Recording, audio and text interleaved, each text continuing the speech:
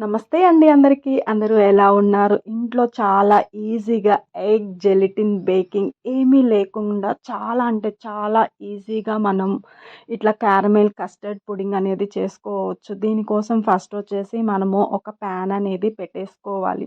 Pan పెట్టేసుకున్న తర్వాత దీంట్లో ఒక 4 స్పూన్స్ అనేది షుగర్ అనేది యాడ్ చేసుకోవాలి. వాటర్ మాత్రం యాడ్ చేయాల్సిన అవసరం లేదు.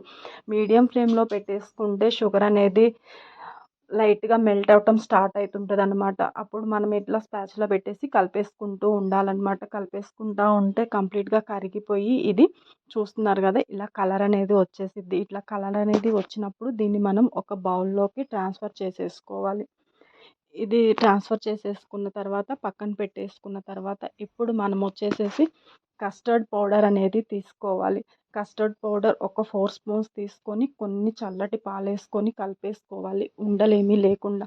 అది పక్కన పెట్టేసుకున్న తర్వాత నేనైతే ఒక హాఫ్ లీటర్ పాలనేవి తీసుకున్నాను.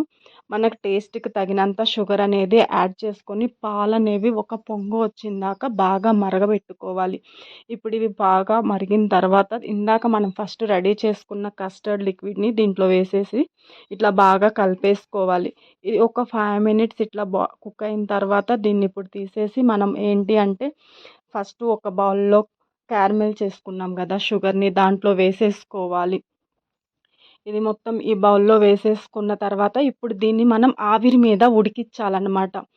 ఒక గిన్నెలో వాటర్ వేసేసుకొని ఇట్లా స్టాండ్ వేసుకొని మనం పోసుకున్న కస్టర్డ్ గిన్నెని దీంట్లో పెట్టేసుకొని ఒక 15 మినిట్స్ ఉడకబెట్టేసి ఒక 2 అవర్స్ వదిలేసేసేయండి.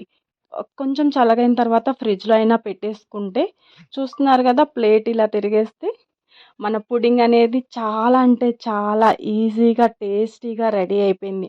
ఏదన్నా స్వీట్ తినాలి అనే క్రేవింగ్ అనిపించినప్పుడు ఇది చాలా అంటే చాలా బాగుంటుందన్నమాట. ఒక్కసారి దీన్నైతే ట్రై చేయండి. టేస్ట్ మాత్రం ఎక్సలెంట్ ఉంటుందన్నమాట. దీన్ని చల్లగా తింటే చాలా అంటే చాలా టేస్టీగా ఉంటుంది.